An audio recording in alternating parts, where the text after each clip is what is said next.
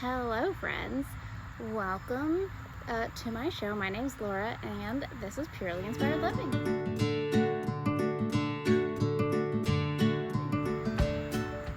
So, I just wanted to jump on here real quick and do this kind of, let's not call it a ritual, let's call it a ritual. If you're following along on my podcast, you know that we've just started doing a series on shadow work. And I wanted to jump on here and show you guys how you can dedicate this time and space for your own shadow work journey. So how we do that, there are a few reasons why we do that.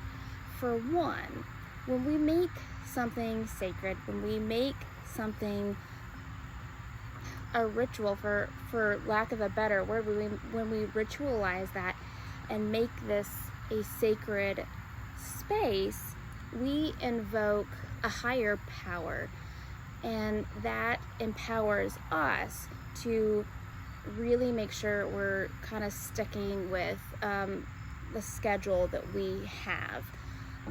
It can be whatever schedule you want. Shadow work is really intense, and it can be a lot. So doing daily shadow work might not be the right choice for you. So I'm not saying that it has to be a ritual that you do every single day, but when you make it a habit, especially if you make it a sacred habit, a time for honoring yourself, if nothing else, if you don't follow a certain religion or whatever, you can use this as a way of honoring yourself and being true to your own truth. So I'm going to show you some ideas, some tools that you can use to kind of help make this a sacred space, and kind of talk you through how I am going to approach this. Sorry that I'm kind of like not having the words. Definitely just decided to jump on here and do this and didn't really plan it all out, which is not my normal. So thank you for sticking with me. All right, so let's get into a few things. So this is my little owl. Got it from IKEA. Cute little guy. It's fall. It's getting to that spooky time of year. Owls just seem the most appropriate, and they represent like wisdom. So I love my little owl for this. So I'll light my little tea light that's in here. Scent can also be a really powerful ally when we are doing anything, when we're trying to make something feel different, if that makes sense.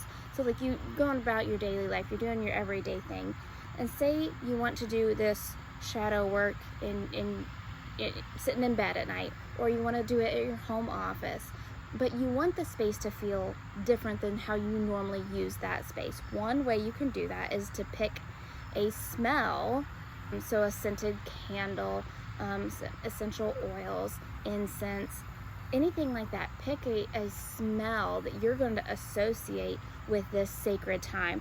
For me, I've got Palo Santo.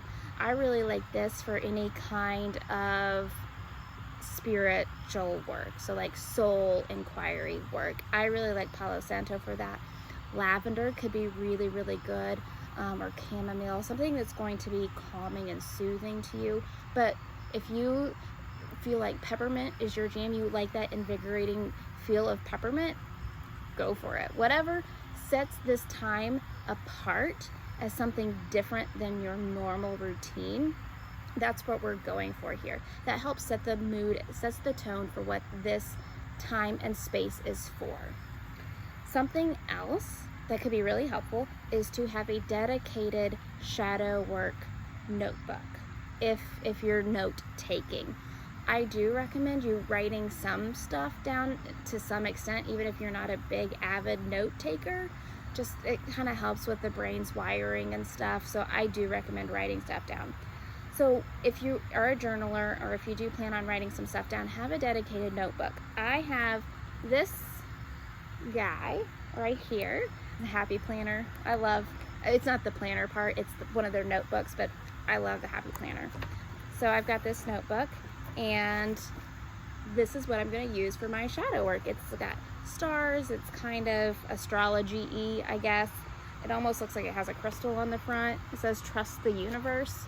I don't know, I thought this would be perfect for shadow work, because shadow work is about going inside, finding our shadows, and shadows are hidden in the dark places, and I felt like this was a really nice representation. We've got the dark background, but then we have those bright stars trickled throughout, showing that even in the darkness there is light. That's why I picked that. I have a dedicated notebook, I have a dedicated scent, I have a dedicated candle, and that's kind of the mood that I'm going to set, that's going to start representing to me, to my body, that we're transitioning into this sacred time, this space of deep self-discovery. So if that's enough for you, that is totally fine. Just having something that sets this time apart with some little habits like scent and candles and ambiance, and maybe you make a nice cup of tea. I do think maybe wine or something alcoholic would not be great right now. It might seem like a really good idea, but in reality I think it would probably be more of a hindrance than a help. But again, you do you. I'll probably make a tea. I might mix that up, but I don't drink tea all of the time. I usually have a tea in the morning, so if I do a tea in the evening with this, along with those other habits that are different, it's going to still get that feeling that I'm looking for, which I'm going to be wanting comfort. I'm going to be wanting soothing.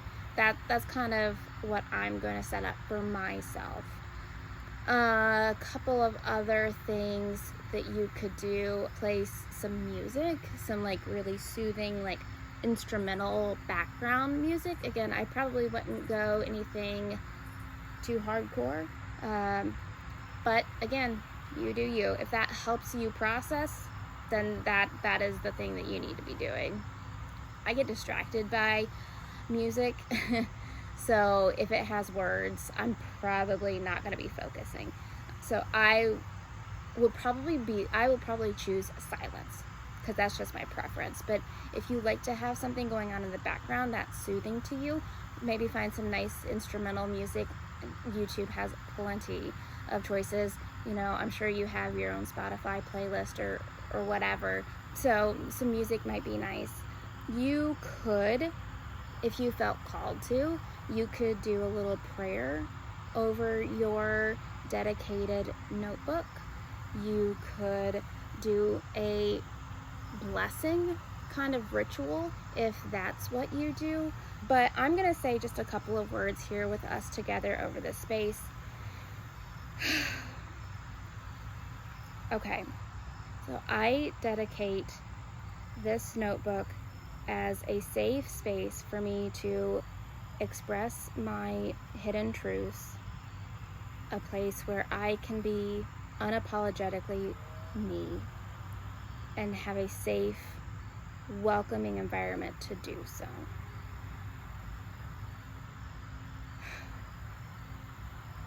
There we go. That's what I feel like saying here to my notebook. I'm setting that intention of what my expectations are, what my hopes are. And some people believe that by speaking this intention, you're kind of putting that energy into this notebook. I am one of those that kind of follow that idea. I do think that when we speak, when we set intentions, we are putting that energy out into the world, and I'm directing that energy here, right here in this space. If you feel so inclined, you may say your own little blessing. You may set your own intention. You can say it out loud. You can write it down. You can write it down on the inside cover. You can just think it in your mind. You could say a prayer. You could pray to your God or deity, or if you don't follow any kind of religious practice, just say a little gratitude. Thank you for allowing me to have this ability, this space to do this in. So if you're interested in doing shadow work and you're really not sure where to start, what to do, go check out my podcast. I'll link that below and follow along as we go through this series. My plan right now is about once a week to put out a shadow prompt, and in that, the following episode, I'll kind of walk you through how I approached that prompt, kind of some things that came up for me, so we can do this together. For one, so it's not overwhelming for those who are brand new to this, to give people a place to start, like a jumping off point, but also so we don't feel alone. A lot of times we develop some of these shadows because of the loneliness we have. We don't feel safe to express our thoughts or feelings or emotions with others, so we bottle them up and we push them way down and we hide them in ourselves. And I want to share this time with you so you know that you're not alone, that we can do this together, and I want to be here to help support you through that. So if you're interested in that, go check out my podcast over at Purely Inspired Living. That's about all I have for today. Thank you guys so much for bearing with me, and until next time, I hope you stay inspired.